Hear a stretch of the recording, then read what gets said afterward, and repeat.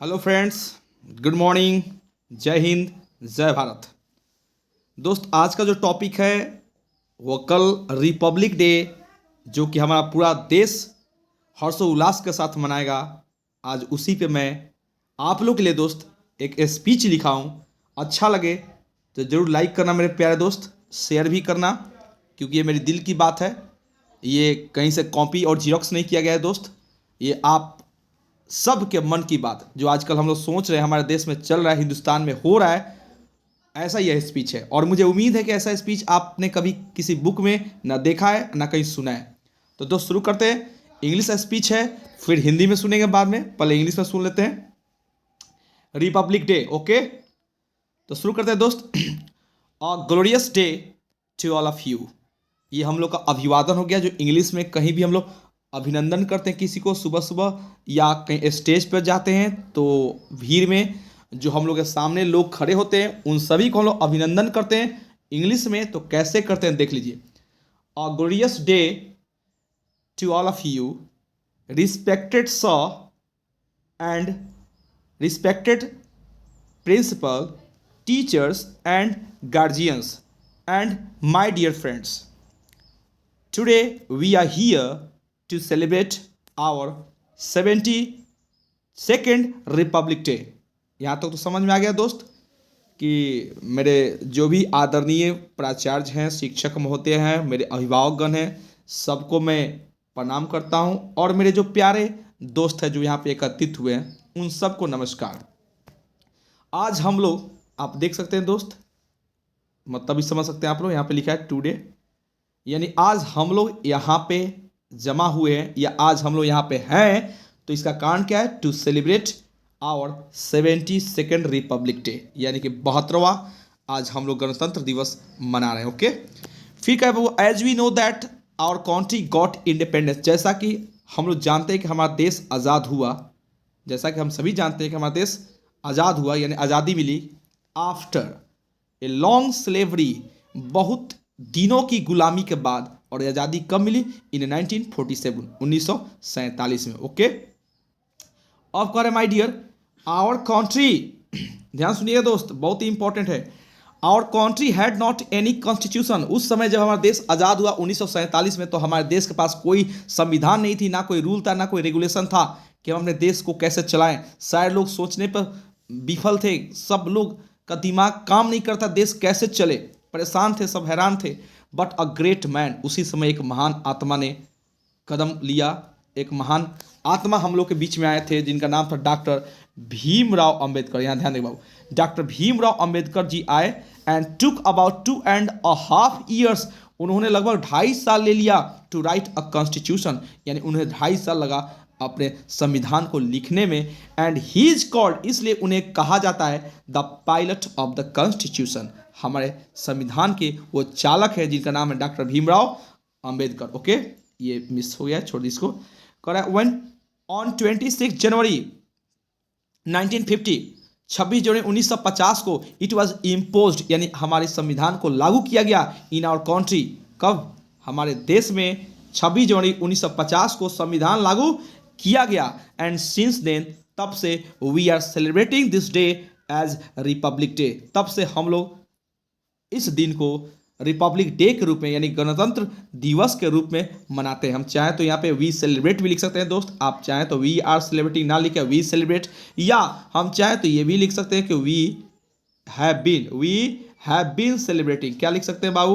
We have been celebrating, आप ये भी लिख सकते हो। ओके, तो ये अब बोलता है बाबू रिपब्लिक मीन्स क्या होता है। ये बहुत ही मजेदार लाइन है, इसको जरूर नोट कीजिएगा। रिपब्लिक मीन्स क्या होता है माय डियर? कह रहा है कि republic means that the people of our country have equal right to elect representatives without any difference of religion, colour and language. Republic का मतलब होता है कि हमारे देश के प्रत्येक लोगों के पास बराबर का अधिकार है, ताकि वो अपने प्रतिनिधित्व को चुन सकते हैं बिना किसी धर्म, बिना किसी जाति, बिना किसी रंग, बिना किसी भाषा के भेदभाव के। ओके, अब करें माय डियर, देयरफॉर, इसलिए India is called a democratic country, इसलिए भारत को एक लोकतांत्रिक देश कहा जाता है। बट डियर फ्रेंड्स, कहने बहुत अफसोस हो रहा है, but the present leaders of my locality, I am not talking about your location, but I'm talking about the present leaders of my locality have forgotten the meaning of democracy. आज के जो वर्तमान के नेता हैं हमारे क्षेत्र के दोस्त, वो रियल में सच्चाई पूछो तो दोस्त वो भूल चुके हैं डेमोक्रेसी का मतलब क्या होता है। वो इनको निगल चुके, घोर कर पी गए हैं। According to Abraham Lincoln, democracy means, Abraham Lincoln के अनुसार डेमोक्रेसी का मतलब होता है दोस्त, ध्यान से देंगे, डेमोक्रेसी का मतलब होता है दोस्त bye the people, for the people end of the people.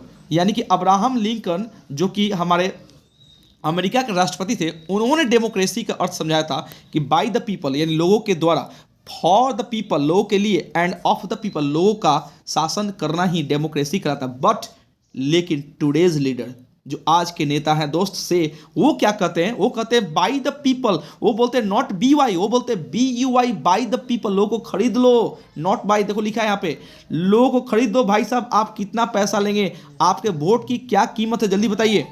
Bye the people, bye the people, ध्यान देना इस पे, बाय द पीपल। और वो बोलते हैं नॉट, वो बोलते हैं bye the people and FAR, far from people. जब आप इलेक्शन जीत जाए तो लोग से दूर रहें, नॉट फॉर, लोगों के लिए नहीं, इलेक्शन जीतने के बाद after winning the election, far from people. And उसके बाद बोलते हैं off the people, not OF, off. If you are talking too much about me and against me, oppose me, so please go and off his mouth.